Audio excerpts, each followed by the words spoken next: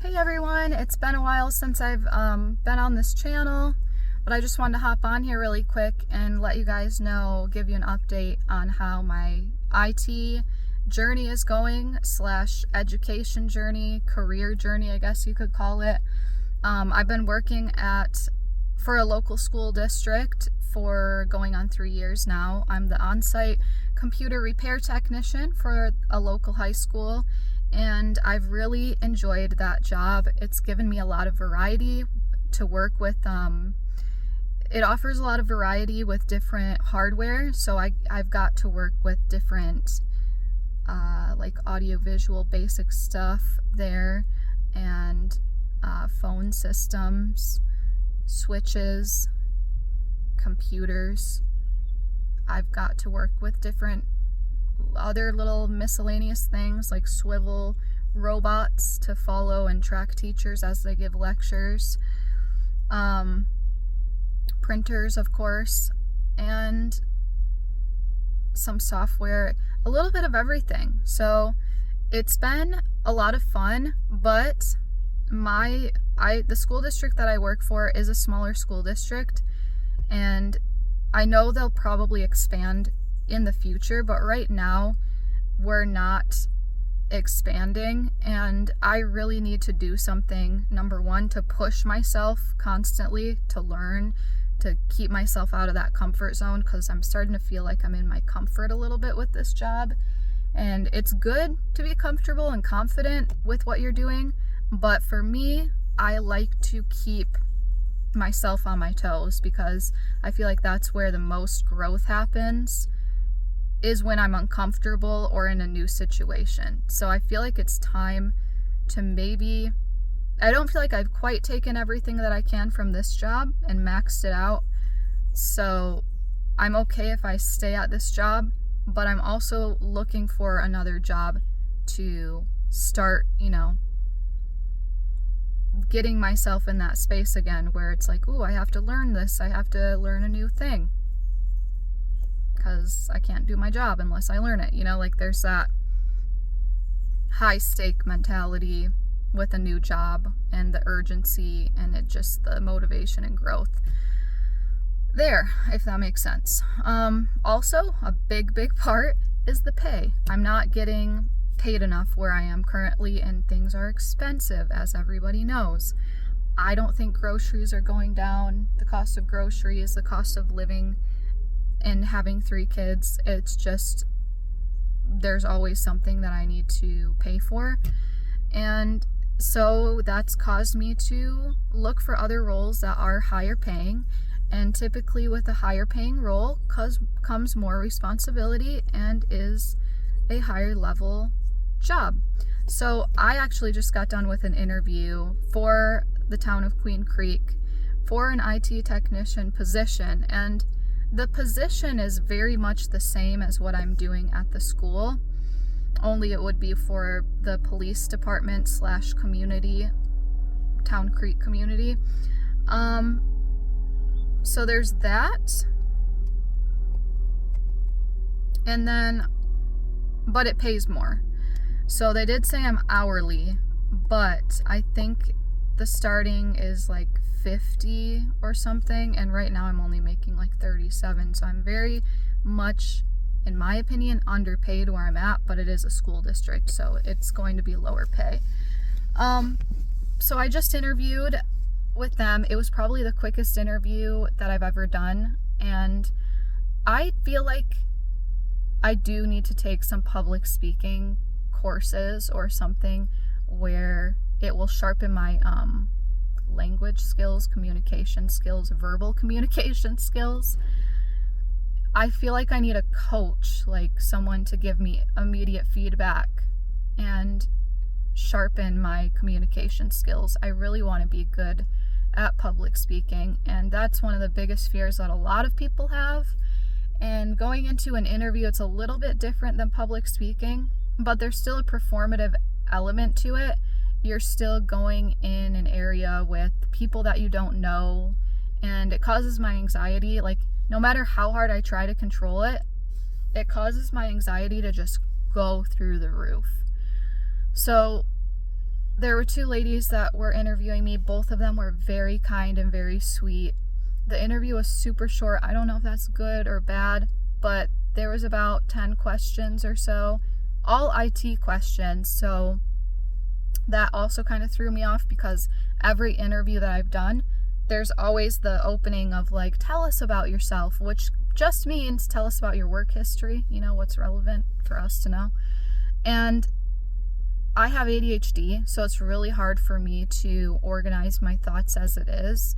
So when I'm asked a question, like they asked about tell us about a time you solved a network issue and how you made sure it was resolved, or something like that. And I love the question, love all the questions, but what comes to mind is, oh, Mr. Pennington's phone was network related, and there was APs that are down, and I got alerted, and there was a website. Like, too many things are coming to my mind. Okay, and it's like I'm not organizing them fast enough, and so I floundered on a few of the questions because of that lack of the ability to just organize and recall in a clear, concise way an issue that I resolved. So I don't think I'm going to get the job, because, and maybe I'm being too harsh on myself, but I really do feel like I bombed a lot of those questions. I know we are our own worst critics, but at the same time, objectively, I don't feel like I answered those questions in a good way. And I'm kind of sad about that, because they're all IT questions. Like, that's all they asked me. They said, hello, nice to meet you, just IT, get right into it. And that's it. So I really like that. That's probably my second favorite interview, aside from an interview that I did for another school district before I got the job working for the school that I'm currently at. The other interview for the other school district that I had, they actually had it in 3 parts. So they had the typical behavior questions, personal questions, and then they had the technical questions, and then they had a portion where they had me set up a computer or figure out, they created a problem, and it ended up one of the memory cards was not pressed down all the way, and so the computer, upon starting it, was giving boot error codes. And then also they had me log into a domain and everything, and yeah, so it was really fun, and I like the hands-on part of that interview. That was probably number 1 my favorite interview, and if I were ever to interview anybody for IT, I would do that, because for a person that does have anxiety, movement can be really important, and like tinkering, if it's an IT person, kind of like is soothing. At least it is to me when I'm tinkering with all the hardware at work. It's like a puzzle, you're like just regulating yourself. Your hands are busy. And I feel like I've always had a big kinesthetic learning about me, like doing gymnastics, doing dance. So I learn a lot through movement and through tinkering and through doing stuff. That's how I learn the best. And through mentorship. I think those are the 2 best ways. Anyway, I feel like the interview went okay. We'll see what happens. I'm gonna try and just move on with my day, because I also get this like, I suck, and then it like beat myself up over something when I don't even know like what they're thinking, kind of thing. Is anybody else like that? But I wanted to quit before I started, and I didn't do that. I didn't cancel the interview. I went through with the interview. I got ready, and showing up is like half the battle with a lot of these public things, right? Even with work, like you got to show up. Meetings, show up. Doctor's appointments, just show up. And try and show up on time. Maybe a little bit early. But showing up and doing, not a lot of people do it, Well, a lot of people do. But don't chicken out. even if your nerves are taking over your entire essence and you're not yourself anymore because you're just a bundle of anxiety, take it with you. The only way out is through, and it'll only make you better. So, trying to just keep positive. But I have the rest of the day off for work. I'm going to probably study, take this time to study, do a little bit of cleaning, and try not to think, maybe apply for a couple other jobs, because another thing, ideally in a perfect world, do some type of web maintenance or project-based software programming stuff, but problem with that is you got to know how to program, and I don't. So still in school, just have 3 classes to knock out.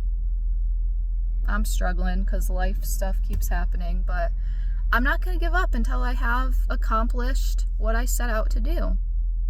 So that's kind of where I'm at with everything. Still working at the school, applying for different jobs. This was my first interview that I've had since I got the job at the school that I'm working at now. So it's been a few years since I've actually done an interview. And then, doing the school stuff. So, yep, that's where I'm at in my journey. Gaining experience, learning new things, just trying to stay positive in the crazy times that we're living in.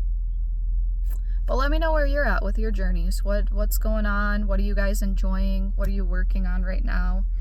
Are you hardware, software, both? What's your job? Do you work remote? I know a lot of people are no longer working remote, and this position, if I get it, she said is going to be in person, which isn't bad because it's not far from where I live. But it might be a little bit trickier. I might have less flexibility than I have at the school, because at the school I can kind of come and go, and so. And I love my boss. Like, I love everybody I work with. Yeah, there's times when they annoy me, but I probably annoy them too. And I feel like we all have a pretty good team, and I feel like I work with good people, which is also, they're good and they all have a sense of humor, and it's just nice, I like it. But yeah, that's that. So just want to give you guys an update. We'll see what happens. I'll keep you posted if I get the job. I'm not gonna do it, but I'll keep you posted. Let me know how y'all are doing on your career journey, or programming journey, cybersecurity journey, whatever journey you're on. Let me know. I'm probably gonna sign up for like some type of public speaking, communication thing. I might do some research on that actually, so that I don't ramble on like what I'm doing now. Okay, I'm gonna cut it off there.